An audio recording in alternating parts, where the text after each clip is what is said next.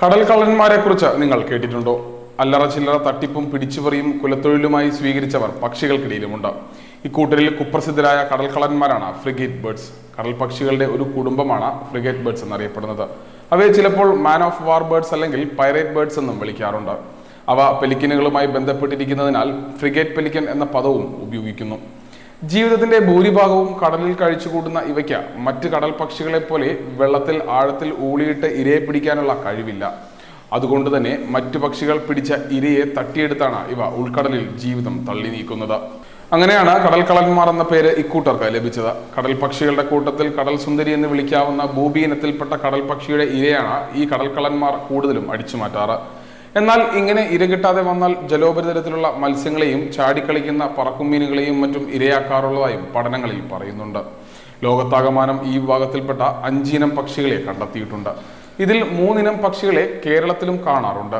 ചെറിയ കടൽക്കള്ളൻ, വലിയ കടൽക്കള്ളൻ, ക്രിസ്മസ് ദ്വീപ് കടൽക്കള്ളൻ എന്നിവയാണ് അവ. മറ്റ് 2 ഇനങ്ങളെ അപേക്ഷിച്ച് ക്രിസ്മസ് ദ്വീപ് കടൽക്കള്ളനെ 2 തവണയെ കേരളത്തിൽ കണ്ടെത്തിയിട്ടുള്ളൂ. എന്നാൽ ഇക്കൂട്ടത്തിൽ കൂടുതൽ തവണ കേരളത്തിൽ വന്നെത്തിയത് വലിയ കടൽക്കള്ളൻ മാത്രമാണ്. അത് കൂടുതലും ജൂൺ മുതൽ ഒക്ടോബർ വരെയുള്ള മാസങ്ങളിലാണ്. പറക്കുമ്പോൾ മറ്റു കടൽ പക്ഷികളിൽ നിന്നും കടൽക്കള്ളന്മാരെ എളുപ്പം തിരിച്ചറിയാൻ സാധിക്കും.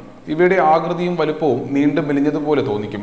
എന്നാൽ കടൽക്കള്ളന്മാരിൽ ഏതിനമാണെന്ന് തിരിച്ചറിയാൻ വ്യക്തമായ ചിത്രങ്ങളുടെ സഹായത്താലേ സാധിക്കാറുള്ളൂ.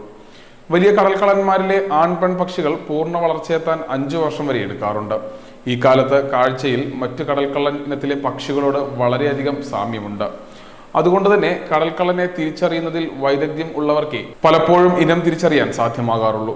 2010 മുതലാണ് കേരളത്തിൽ കടൽ പക്ഷി നിരീക്ഷണ യാത്രകളും പഠനങ്ങളും തുടങ്ങുന്നത്. കോഴിക്കോട്, കണ്ണൂർ, കാസർഗോഡ്, മലപ്പുറം, കൊച്ചി, തിരുവനന്തപുരം തുടങ്ങിയിടങ്ങളിൽ നിന്നായി 40-ലധികം കടൽ പക്ഷി നിരീക്ഷണ യാത്ര ഇതിനോടകം തന്നെ നടത്തിക്കഴിഞ്ഞിട്ടുണ്ട്. കടൽ പക്ഷികളിൽ പെടുന്ന 15-ലധികം പുതിയ ഇനങ്ങളുടെ വിവരങ്ങൾ ഈ നിരീക്ഷണ യാത്രകളിൽ നിന്നായി നമുക്ക് ലഭിച്ചിട്ടുണ്ട്. കടൽക്കള്ളനെ പോലുള്ള പക്ഷികളെ ഇനം തിരിച്ചറിയാൻ മറ്റു രാജ്യങ്ങളിലെ വിദഗ്ധരെയാണ് പലപ്പോഴും നാം ആശ്രയിക്കാറ്. സ്ഥിരമായുള്ള ദേശാടന പാതയിലോ പ്രജനന കേന്ദ്രങ്ങളിലോ കേരളം ഉൾപ്പെടുന്നില്ലെങ്കിലും ഒട്ടുമിക്ക മൺസൂൺ കാലങ്ങളിലും കടൽക്കള്ളന്മാർ കേരളത്തിലെത്തിപ്പെടാറുണ്ട്. അത് മിക്കപ്പോഴും അവശ നിലയിലുമായിരിക്കും. മൺസൂൺ കാലത്തെ ശക്തമായ കാറ്റിലും തിരയിലും പെട്ട ദിശ തെറ്റി കേരള തീരത്തെത്തുന്നതാവാം എന്നാണ് വിദഗ്ധരുടെ അഭിപ്രായം. മുമ്പ് കണ്ണൂരിലും വടകരയിലും കണ്ടെത്തിയത് അവശനിലയിലായ പക്ഷികളായിരുന്നു. ആ 2 പക്ഷികളും പിന്നീട് മരണത്തിന് കീഴടങ്ങി. പസഫിക് സമുദ്രത്തിൽ വടക്കേയറ്റം ഹവായ് ദ്വീപ് മുതൽ ഇന്ത്യൻ സമുദ്രത്തിലെ ദ്വീപുകളായ മാലിദ്വീപ്, മഡഗാസ്കർ തുടങ്ങി ആഫ്രിക്കൻ തീരം വരെ വ്യാപിച്ചു കിടക്കുന്നതാണ് വലിയ കടൽക്കള്ളന്മാരുടെ പ്രജനന കേന്ദ്രം.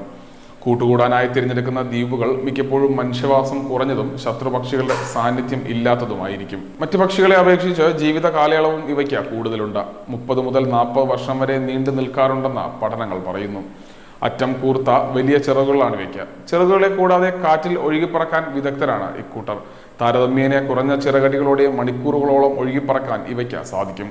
പൂർണ്ണ വളർച്ചയെത്തിയ ആൺപക്ഷികൾക്ക് കറുപ്പ് നിറമാണ്. വാലറ്റം കൂർത്ത് 2ആയി പിരിഞ്ഞതാണ്. കാലുകൾ നന്നേ ചെറുതായ ഈ ഇനങ്ങൾക്ക് വെള്ളത്തിൽ നീന്തി നീങ്ങാനും സാധിക്കാറില്ല.